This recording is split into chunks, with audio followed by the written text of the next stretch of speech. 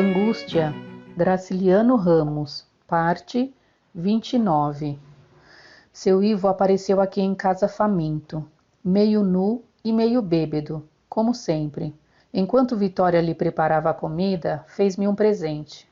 Está aqui, seu Luizinho, que eu lhe trouxe. E pôs em cima da mesa uma peça de corda.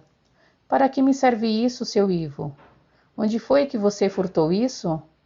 Não furtei não, seu Luizinho. Achei na rua. Guarde para o senhor. É bonitinha. E entregou-se ao prato que Vitória lhe ofereceu. Muito obrigado, seu Ivo. Aproximei-me da mesa, desenrolei a peça de corda. Mas com um estremecimento, larguei-a e meti as mãos nos bolsos, indignado com o caboclo. Retire isso daí, seu Ivo. Que diabo de lembrança idiota foi essa? O homem espantou-se. Por quê? Guarde, seu Luizinho. É dada de bom coração. Serve para armar rede. Pensei na rede onde Marina descansava à noite e que me roubava o sono, ringindo nos armadores. Não quero. Tire isso depressa. Evitava dizer o nome da coisa que ali estava em cima da mesa, junto ao prato de seu Ivo.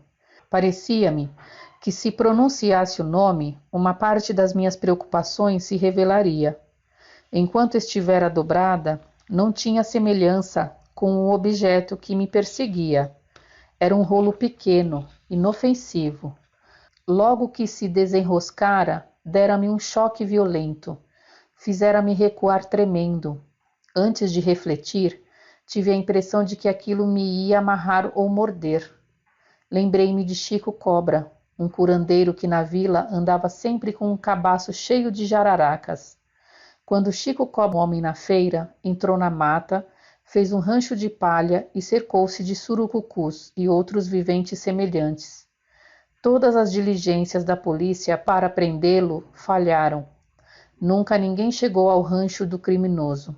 À distância de 500 braças, o que se viam eram barrocas com enormes rodilhas de serpentes. Desejei insultar seu Ivo. Pareceu-me que ele tinha vindo aqui mangar de mim.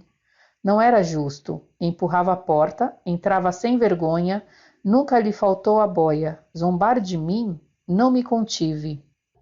Caboclo safado, mal agradecido. Seu Ivo olhou-me com assombro. Oh, gente! Acanhei-me, dizendo tolices. Está bem, não discutamos. Entrei a caminhar de uma parede à outra, mas como numa das viagens batia com a biqueira do sapato no cano de água, desisti do exercício e pus-me a andar em torno da mesa, descrevendo círculos que pouco a pouco se reduziam. Afinal, ia quase tocando as cadeiras, e isto me dava a impressão de que seu Ivo e a mesa estavam sendo amarrados. Sentei-me. O horror que a corda me inspirava foi diminuindo, mas o desconchavo nos meus modos e nas minhas ideias continuou.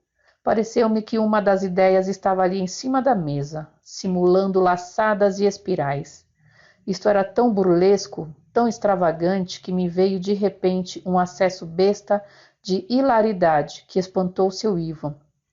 O conjunto daquelas voltas emaranhadas formava um molho no centro da mesa e tinha feição vagamente arredondada.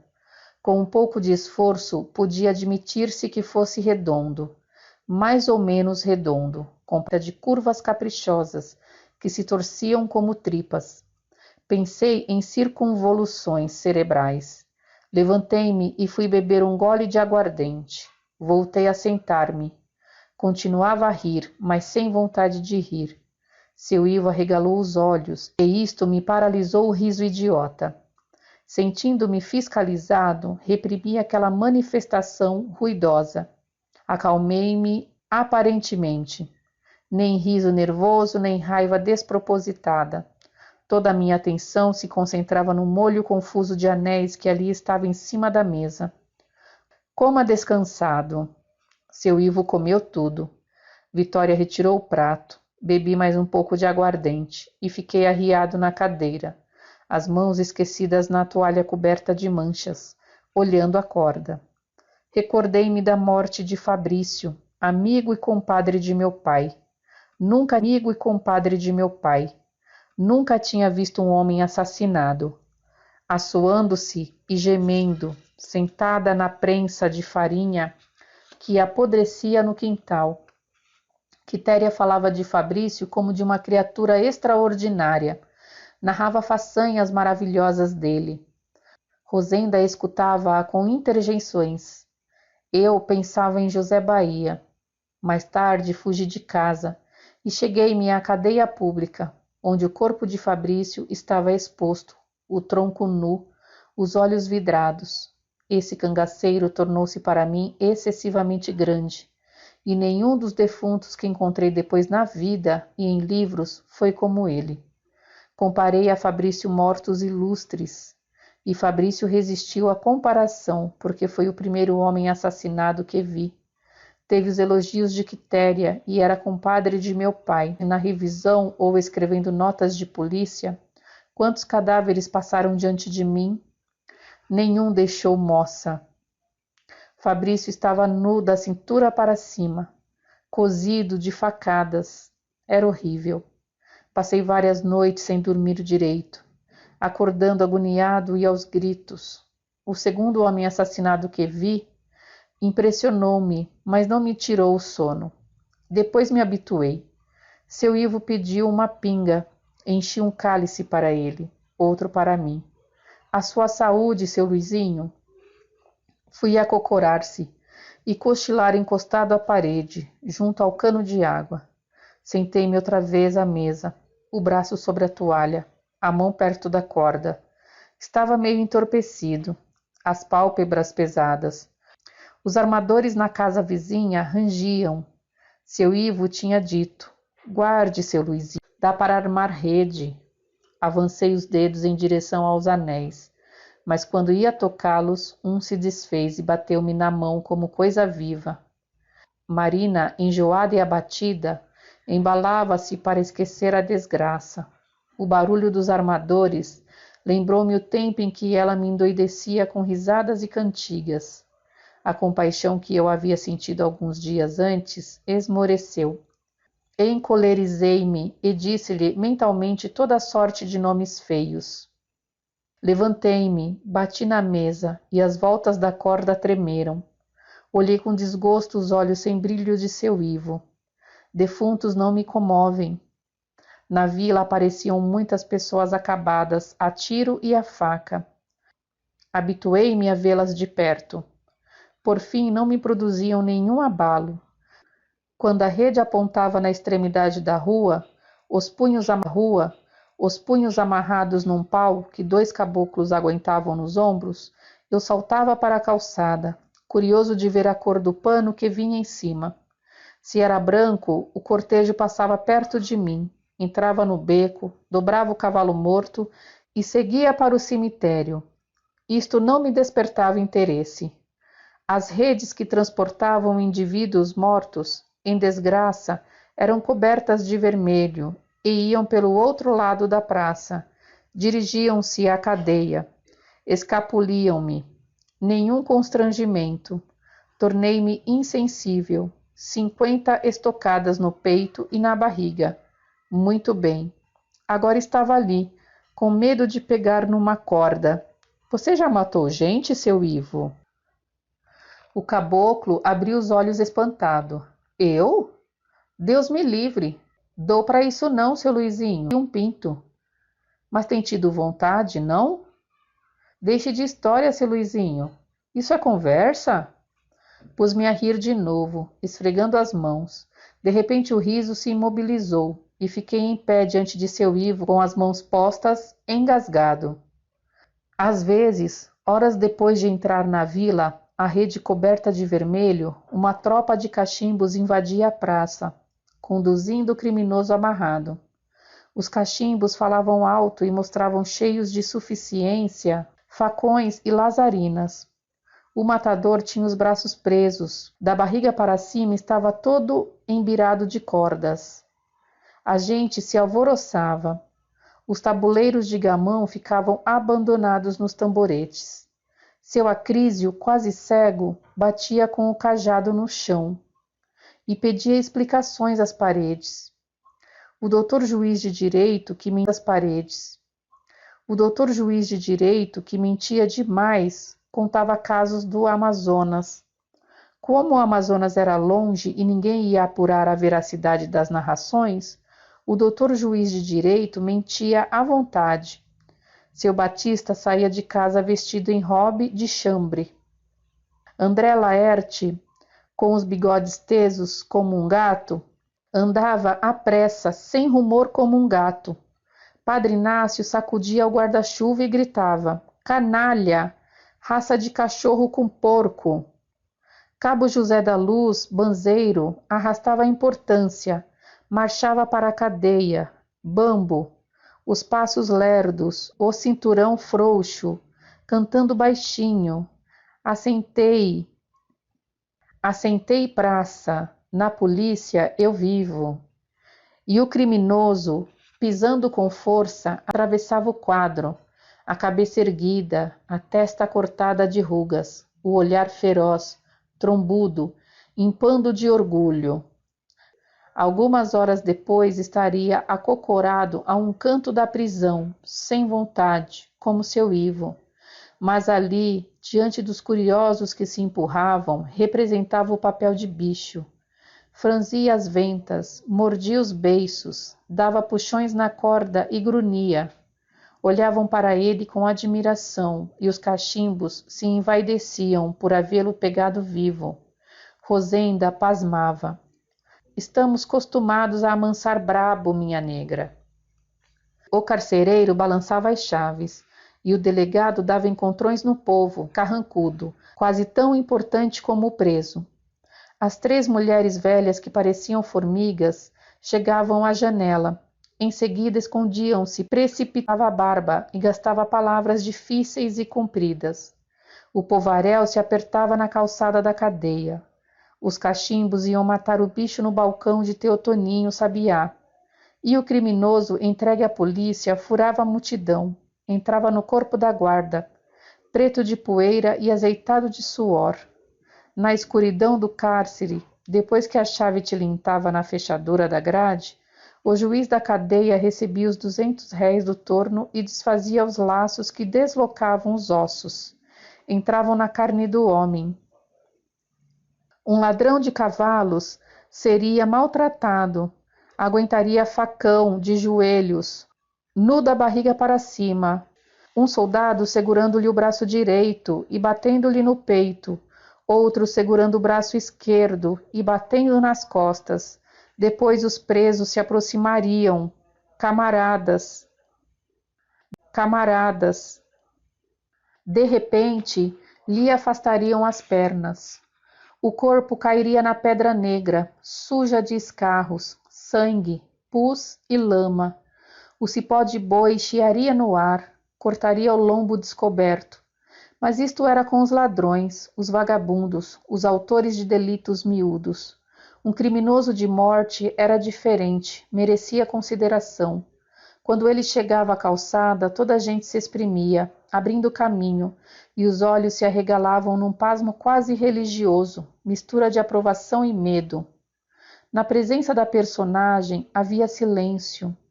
Depois vinham as conversas cochichadas em que se exagerava o feito. As ações de outros criminosos empalideciam. Aquele sim era Turuna.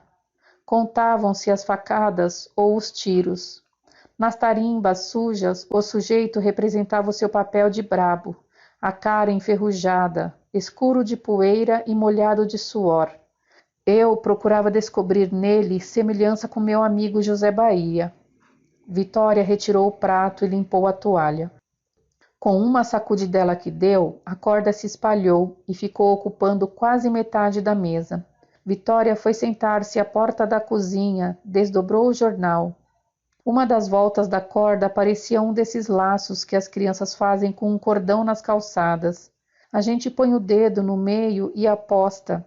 O parceiro puxa as extremidades do cordão. Quando o dedo fica preso, a gente ganha.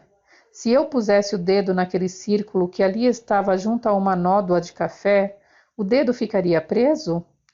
Caso ficasse, Que iria acontecer? Pensei em Amaro vaqueiro e em seu Evaristo, trepado no mourão ser. Pensei em Amaro vaqueiro e em seu Evaristo, trepado no mourão do curral. Amaro passava 1 hora aboiando. Vou laçar a novilha careta. E a corda de couro girava. Na extremidade, o laço ia acima e vinha abaixo. Na escola de seu Antônio Justino, decorando a geografia, eu comparava Amaro vaqueiro ao sol. Amaro vaqueiro era uma espécie de sol trepado num mourão. O laço que girava em redor dele era a terra. De repente, essa terra esquisita caía sobre a novilha careta e prendia-lhe os chifres.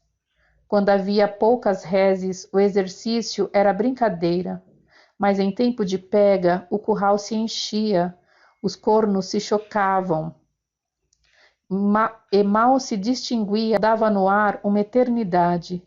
Descia, passava perto do alvo, tornava a subir. Amaro aboiava e os animais agitavam-se, batendo as pontas. Sentado no último pau da porteira, eu tinha o coração aos baques e torcia desesperadamente. As minhas mãos umedeciam-se de suor. Por que é que Amaro não acabava logo aquilo? Subitamente o aboio estacava, o laço caía, o zunido da corda continuava um instante no ouvido da gente. O animal estava preso. Seu Evaristo sofria necessidades. Tinha vivido em boas condições, fora eleitor, jurado, dera dinheiro para festas de igreja, e as pessoas que o encontravam nas ruas da vila tocavam no chapéu. Homem de poucas palavras, trabalhador, o sujeito mais sério do mundo, dedicava-se a vários ofícios, era agricultor, redigia procurações e petições. Beirando os 70, começou a vender macacos. Os olhos cansaram, a memória emperrou, os braços descarnados não tiveram força para manejar a enxada, a garlopa, o martelo de ferreiro e a tesoura de cortar metais. Seu Evaristo fabricava muitas coisas, mas não se ajeitava em nenhuma profissão. E quando a velhice chegou, sentiu-se fraco, uma tremura nos dedos, que seguravam mal o cajado. Andando, formava 2 arcos, um por detrás, nas pernas, outro adiante, no peito. Sentado, firmava as mãos na extremidade do cacete, e sobre as mãos, duras e peludas, andando, formava as pernas, outro adiante, no peito. Sentado, firmava as mãos na extremidade do cacete, e sobre as mãos, duras e peludas, de veias enormes, assentava o queixo, donde pendiam pelancas escuras que balançavam como teias de pucumã. Foi baixando, baixando, e na casinha que se escondia no fim da Rua da Cruz, o fogo se apagou. Nos meses compridos daqueles invernos de serra, seu Evaristo e a mulher tremiam e começavam a tresvariar, porque a fome era grande. À noite andavam tropeçando nos cacarecos, pois na casa não havia candeia, olhavam a rua triste sob a chuvinha impertinente que embaraçava os vidros dos lampiões esmorecidos. Apertavam-se para enganar o frio, e os moleques que passavam na calçada, metiam os olhos pelos buracos das janelas e gritavam: velhos imorais, abraçados, fazendo safadeza. A caridade chegou. Seu Felipe Benigno, André Laerte, o velho Acrísio, as 3 mulheres que pareciam formigas, fizeram uma subscrição. E seu Evaristo começou a receber 10.000 réis por semana. Passou-se o inverno, plantou uma roça no quintal, e quando o feijão verde apareceu e o milho deu bonecas, mastigou uns agradecimentos e dispensou a caridade. Pobre orgulhoso, disse uma das mulheres que pareciam formigas. Rosenda e Cabo José da Luz concordaram. A safra acabou. O velho sentiu fome, olhou os 4 cantos e não encontrou amparo. Procurou trabalho, mas tinha 70 anos e ninguém confiava nele. Um dia, com a mão na barriga, entrou na padaria de seu José Inácio. Uma esmola, pelo amor de Deus, cochichou. Seu José Inácio estava aporrinhado. Uma esmola, pelo amor de Deus, gemeu seu Evaristo, quase sem voz. Ora! Seu José Inácio gritou, uma praga que ofendeu os ouvidos de seu Evaristo. Estou pedindo uma esmola, pelo amor de Deus, rosnou o velho espantado, sem saber que aquele despropósito era com ele. Tinha auxiliado muito mendigo. Nunca fora grosseiro. Chegava no momento em que o dono da padaria estava zangado. Estou pedindo uma esmola, pelo amor de Deus, repetiu baixinho. Seu José Inácio apontou um cesto de pães dormidos e gritou brutalmente: Tira ali! Mais tarde, arrependeu-se. Como disse a Teotoninho Sabiá, ninguém. Ainda chegou à porta para chamá-lo e pedir desculpa, mas a rua estava deserta. Nesse dia, seu Evaristo entrou em casa, arrastando-se como um aleijado, e deu um pão seco à companheira. Ficou uns minutos vendo-a meter as gengivas na crosta dura. Em seguida, avizinhou-se da parede, onde havia uma corda pendurada a um torno. Exclamou a mulher. Pior que mastigar chifre. Com certeza, murmurou seu Evaristo. A mulher comeu o pão e foi deitar-se na esteira. Viu o marido passar a mão pela parede, mas como estava com a vista curta, não percebeu o que ele fazia. Só vi que passava a mão pela parede, confessou no dia seguinte a André Laerte. Virei-me na esteira e peguei no sono. Horas depois, encontraram seu Evaristo enforcado num galho e peguei no sono. Horas depois, encontraram seu Evaristo enforcado num galho de carrapateira. Fui vê-lo, mas não tive coragem de me aproximar.